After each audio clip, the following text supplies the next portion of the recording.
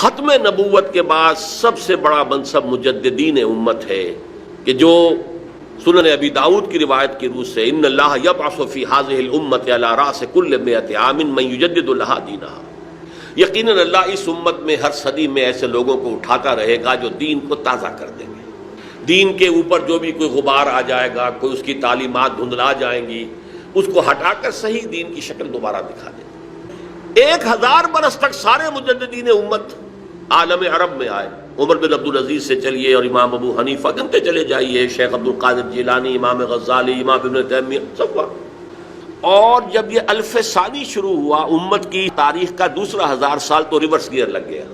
11ویں صدی کا مجدد اعظم شیخ احمد سرہندی ہندوستان میں، 12ویں صدی کا مجدد اعظم شاہ ولی اللہ دہلوی ہندوستان میں، 13ویں صدی کا مجدد اعظم سید احمد بریلوی ہندوستان میں، 14ویں صدی کا مجدد اعظم شیخ الہند نصیر مالٹا ہندوستان میں، اور مزید برآں علامہ اقبال جیسا مفکر، مولانا مودودی جیسا مصنف، مولانا الیاس جیسا مبلغ پوری دنیا میں کہیں نظر نہیں آتا۔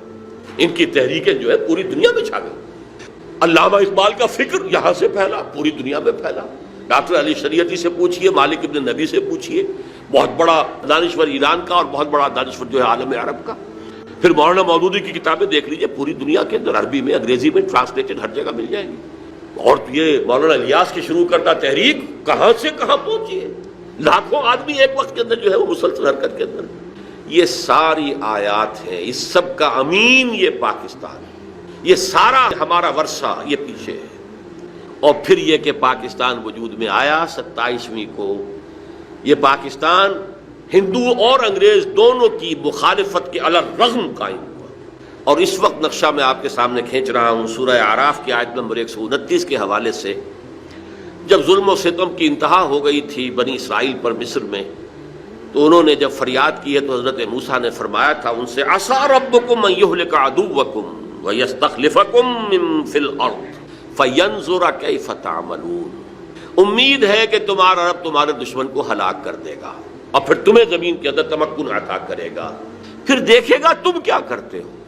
قلزم ہستی سے تو ابھرا ہے مانند حباب، اس زیاں خانے میں تیرا امتحان ہے زندگی، خلق الموت والحیات لیبلوکم ایکم احسن عملا۔ ہم ایک امتحانی عرصے میں سے گزر رہے ہیں۔ قوموں کا امتحان اپنی جگہ ہوتا ہے، امتوں کا، ملکوں کا امتحان اپنی جگہ ہے۔ فینظر کیف تعملون، پھر وہ دیکھے گا تم کیا کرتے